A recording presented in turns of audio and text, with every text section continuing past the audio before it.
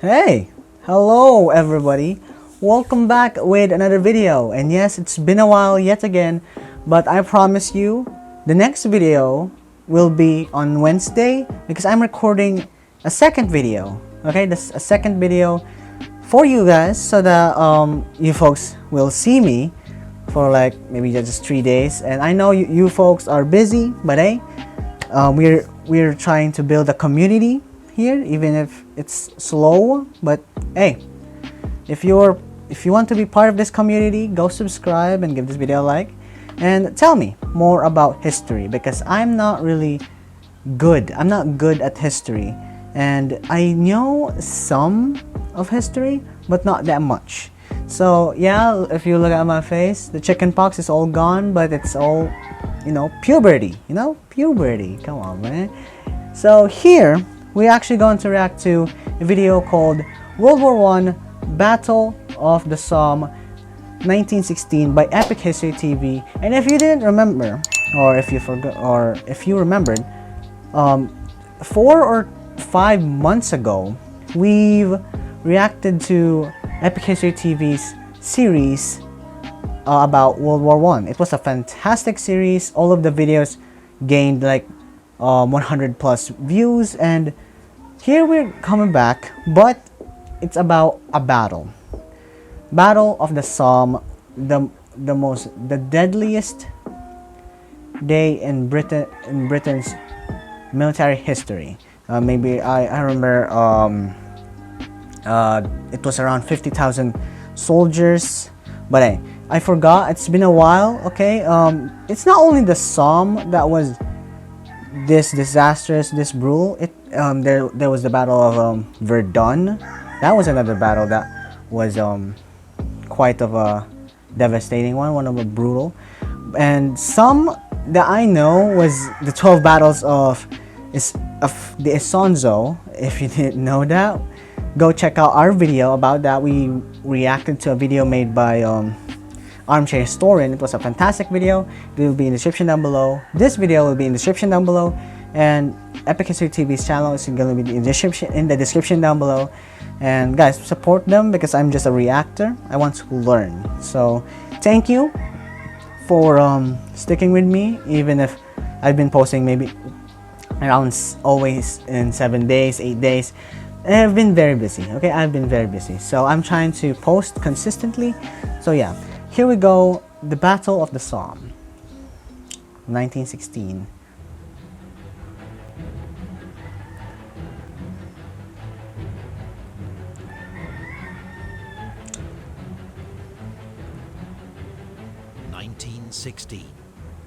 Europe is in the grips of the most destructive conflict yet known, because one of the most destructive conflict after World War I was World War II, and that was way worse than World War I, way worse.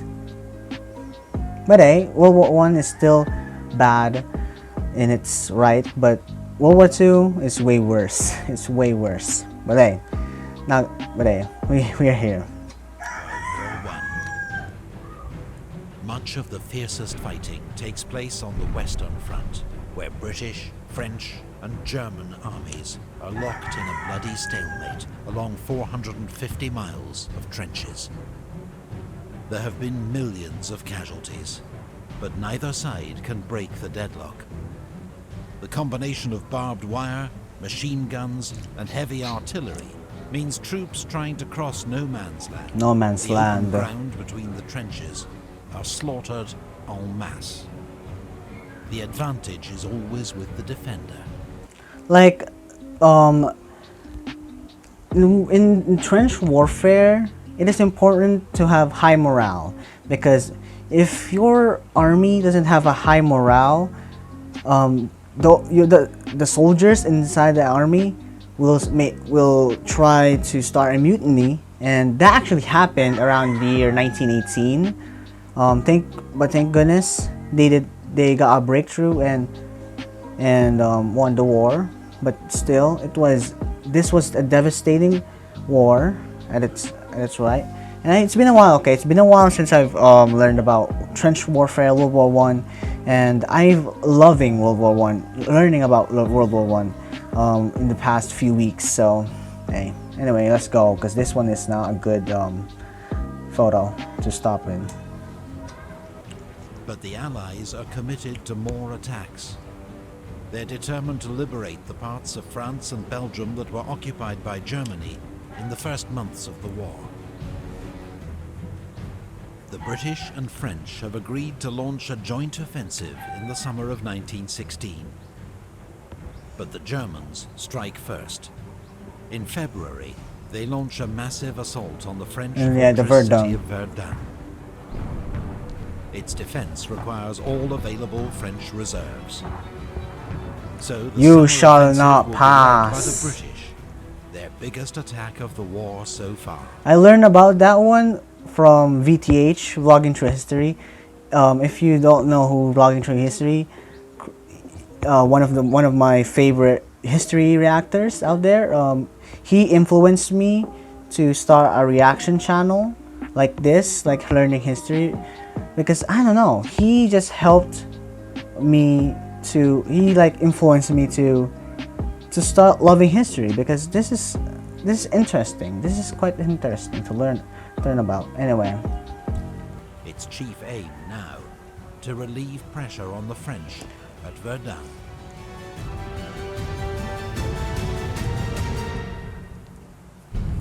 the big push. The attack will take place along a 25-mile front near the River Somme in July. The River The Somme. new British commander, General Sir Douglas Haig, would prefer Sir to Douglas attack Haig. near Ypres, where there are clearer Ypres. strategic objectives. But the Somme is where the British and French armies meet, so where a joint offensive must take place. He would Ypres. also prefer to wait until his inexperienced divisions have received more training. Sir Douglas But Haig. the French need his help now. Okay. The Somme has so far been a quiet sector, allowing the Germans to build up strong defensive positions. Here Wow. the Germans have two formidable Look at that. defensive lines, with a 3 third lines. under construction. Each consists of 3 lines of trenches: fire, support, and reserve, connected by communication trenches. Wow. They bristle with machine gun positions and are anchored on fortified villages and strongpoints. I'm sorry for saying wow about this. Like, some folks complain about people reactors saying wow, look at this. It's because this video looks amazing. Okay, this video looks amazing, and this is quite of a defense. First it was the fire trench over here, like there's the fortified village. We have the support trench if the fire trench was got breached, the support trench there, and there's the reserve trench, and we have the communication trench. And actually, I saw a video made by the World War channel, the Great War channel, and it's actually about how how they move the supplies, and it's quite interesting because you have to be quick and you have to be vigilant. Maybe that's the word, because you have to build everything very quick and fast before the enemy gets to you, because that's just interesting. Anyway, we might react to that in the future, so yeah, just wait. In front of the trenches, there are thick belts of barbed wire. The barbed wire, don't forget about that. Below are dugouts, some 10 meters deep, to shelter German troops from artillery fire. Telephone lines buried 6 feet deep allow troops at the front to communicate with artillery batteries. That's smart, during that's an smart. attack. The German troops that hold the line are well trained, and most are combat veterans. Okay. They know we're coming, all right. The offensive will be led by the British Fourth Army, commanded by Lieutenant General Sir Henry Rawlinson. Sir Henry Rawlinson. With Haig, he draws up the plan of attack. Beaumont Hamel. To overcome the Germans' formidable defences, the British will carry out a massive, week-long artillery bombardment with 1,400 guns. This is expected to destroy German barbed wire, flatten trenches, and kill their occupants. 19 mines are also dug under key German strongpoints and filled with explosive, ready to detonate just before the attack begins. To the north, the British Third Army will make a diversionary attack at Gommecourt. The 16 British and French infantry divisions are then expected to take their objectives with minimal opposition. Day one objective. The attack will begin at 7:30 a.m. in broad daylight, so the artillery can observe its fire. British morale is high, and the men are confident of victory. Many of the units taking part are PALS battalions, the eager recruits of 1914, now about to face combat for the first time.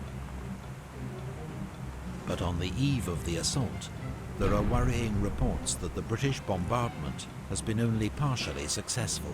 Oof, that's bad. 1.6 million shells are fired. 1.6 million.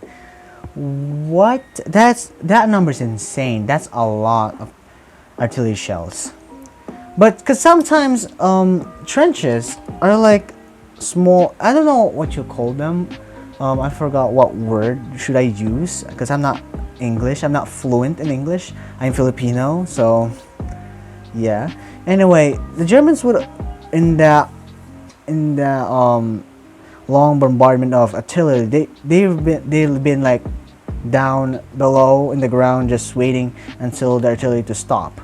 That's what they're doing. Because okay, correct me if I'm wrong. Okay, correct me if I'm wrong. I don't know much. I'm inexperienced.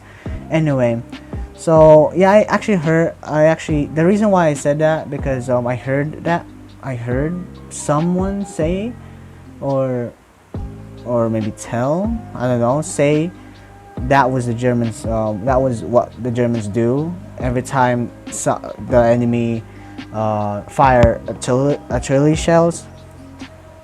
They just go down in their trench and just wait it out. They just waited it out. But due to inexperienced gun crews, a shortage of heavy guns, and faulty shells, much of the German barbed wire remains intact. German defenders, too, are largely unscathed in their deep dugouts. They're deep. And like their trenches are deep. All of the trenches are deep. And I remember seeing a photo of or let's say I saw a video by Chris in the vlogging through history. He went to France and went inside a trench, and it was insane. It looks amazing. Like the inside, even if like it's been like decades, the way the trenches have been dug is just insane. It's just like the German trenches were insane. Built amazingly. Anyway, from captured prisoners and listening in on uncoded telephone calls, the Germans know exactly when and where the British are coming. 1st July 1916, okay. The Allied artillery bombardment reaches its peak at 7 a.m. At 7:20, the British detonate an enormous mine under a German strongpoint, the Hawthorne Redoubt. British troops rush forward to occupy the crater. At 7:28, further mines are detonated under German strongpoints along the front. At 7:30, the Allied bombardment moves on to the German second line, as British and French infantry begin their advance across no man's land. Now I forgot what strategy this called. I forgot. I remember seeing this from Simple History. This strategy is where the people from in the artillery will keep on firing while while the armies, like the soldiers, go forward for the attack, because so that the enemy will stay below, so that they will not get hit by the artillery, and that that strategy is sometimes effective, sometimes, because it depends on if the artillery personnel is experienced enough, because sometimes they've been friendly fire that is happening. Some of their allies getting hit by their own artillery. That sometimes happens. So yeah, I just forgot what this strategy is called, but this strategy is just artillery and soldier. I forgot. The artillery just keeps on firing while the soldier go forward. There we go. That's how it is. I'm sorry for my not the best English speaking, because I'm not fluent in English. I'm very sorry. I'm trying to improve it. Okay, I'm improving, kind of. Anyway. German troops, meanwhile, race up from their dugouts to set up machine guns. It's an enduring myth that all the British infantry climb out of their trenches and walk steadily towards the German line. A few units do, but most send men out into no man's land before the bombardment lifts, so the final dash toward the enemy line is as short as possible. Oh. But in the northern sector, whichever tactics are used, the British are easy targets for German machine gunners, especially where they bunch up to get through the few gaps in the barbed wire. The British infantry advance bravely, but are mown down in their hundreds. Some units do break into the German line. Near Thiepval, the 36th Ulster Division captures the Schwaben redoubt. But without support on either flank, it's isolated, and the survivors are forced to retreat that night.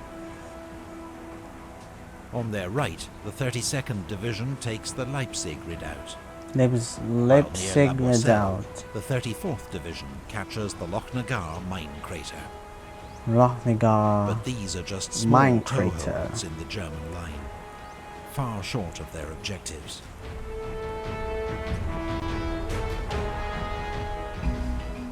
The fog of war. Oh, a fog. In World War I, one of the greatest challenges faced by commanders the fog. is getting accurate information about the course of the battle. Reliable field radios haven't been invented yet. Telephone lines are regularly cut by shell fire. So officers must turn to messengers, flag signals, light signals, even homing pigeons. Homing pigeons pigeons is completely reliable.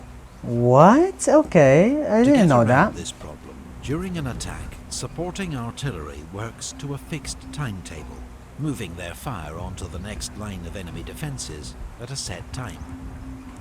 So when the infantry start their attack, gunners adjust their fire onto the second line of enemy defenses. But if the infantry get held up, the supporting fire keeps moving on according to the timetable. The infantry get left behind and are at the mercy of enemy machine guns. Aerial observation by balloons and aircraft can provide valuable information, but rely on good weather and control of the skies. This is why, on the 1st of July, it takes British commanders hours, even days, to find out which attacks have been successful and which have failed. This makes it extremely difficult for them to react to the situation with any speed. So now I know. That's good. And that's insane. Okay, that is very insane. That makes sense. Because knowing that radio doesn't exist yet, Yeah. They use pigeons though. Okay. Okay. Pigeons. Homing pigeons. Gains in the Further south. there is much greater success. River Despite Somme. heavy losses, the 21st and 7th Divisions take Mametz and cut off the heavily defended village of Fricourt, which the Germans abandon overnight. On their right, the 18th and 30th Divisions take their objectives, including the village of Montauban, which is secure by 11 a.m. Alongside them, the veteran French 20th Corps also takes its first day objectives, as well as 2,500 German prisoners. The Germans didn't expect the offensive to extend so far south, and are less well prepared. And, crucially, the Allied bombardment is boosted by French heavy guns, which are much more effective at destroying barbed wire and German strongpoints. At 9:30 a.m., French colonial troops lead the attack south of the Somme River. The French seize all their objectives and take 3,000 more prisoners. Despite success in the south, the first day of the Battle of the Somme is a costly failure for the British. For the British. German losses And for the the French day are too. estimated at 12,000 men. The French lose 7,000. But the British suffer a staggering 57,000 casualties. Oh, that's bad. 1/3 of them killed. The 1st of July, 1916, A bloody day. becomes the bloodiest day in the history of the British Army. The bloodiest day of And it's British just the first day military in history. a battle that rages for another 4 months, finally ending in November amid freezing rain and mud. By then, the Allies have advanced 10 miles at a cost of 430,000 British casualties, 200,000 French casualties, Wow. and 450,000 German. So the casualty in the Somme was like 1/8. Not really 1/8. But I don't know how percentage, but for me, let's just say estimated like maybe 1/8 because it's 57,000, and that's a lot. That's a lot. Okay. Whoa. Okay. It makes the Battle That's of the devastating. Somme one of the bloodiest in history.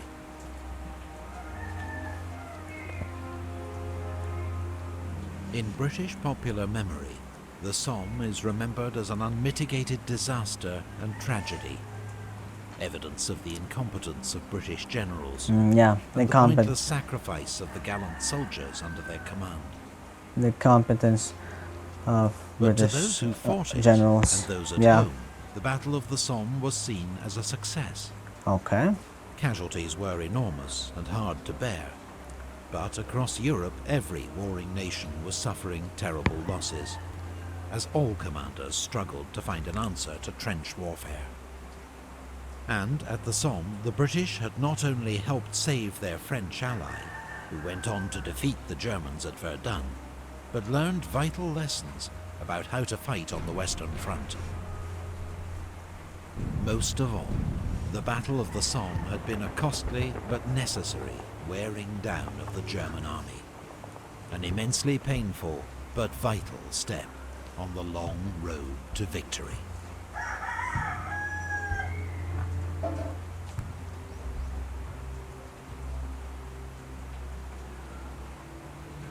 Maps and research for this video come from Osprey Publishing's campaign series. Okay, that was the World War I Battle of the Somme 1916 by yours truly, Epic History TV. That